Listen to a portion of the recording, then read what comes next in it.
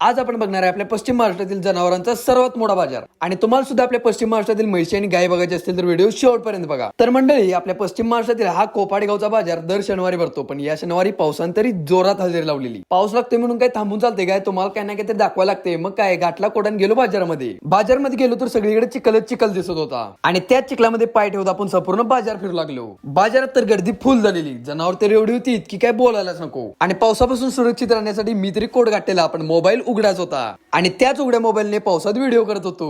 Video करताना लोकांच्या reaction तर बघण्यासारख्या होत्या आणि आज आपल्या बाजारातील संपूर्ण जनावर बघून मला तरी भारी वाटलं। आणि राहिला विषय म्हणजे नाश्त्याचा, कारण आपल्याला बाजार फिरता फिरता नाश्त्याची चवी येतेच आणि चव आली की पायापाव हॉटेलकडे वळतात। आणि त्याच चवीसाठी हॉटेलमध्ये गेलो आणि गरमागरम भजी घेतली आणि भजी तरी काय एकदम क्वालिटी झालेली, शेवटच दणका विषय। आणि नाश्ता केलो तोपर्यंत आपल्याला खोपीरगावचे संभाजी मामा भेटले। मामांसोबत तर व्हिडिओ करायचा राहूनच गेला, कारण पाऊस तरी जोरात होता। मग भावना बाजार फिरून मन अगदी प्रसन्न झालेलं आहे। तर भावना, तुम्ही कधी पश्चिम महाराष्ट्रातील बाजारपेठ पाहिले का? कधी गेलाय बाजारपेठेत आणि जाऊन कधी नाश्ता हे केलाय का? हे कमेंट मध्ये मला नक्कीच सांगा। आणि अशीच आणखी व्हिडिओज पाहण्यासाठी तुमच्या भावाला फॉलो करून घ्या आणि जाता हा व्हिडिओ आवडला असेल तर व्हिडिओला लाईक पण करून घ्या।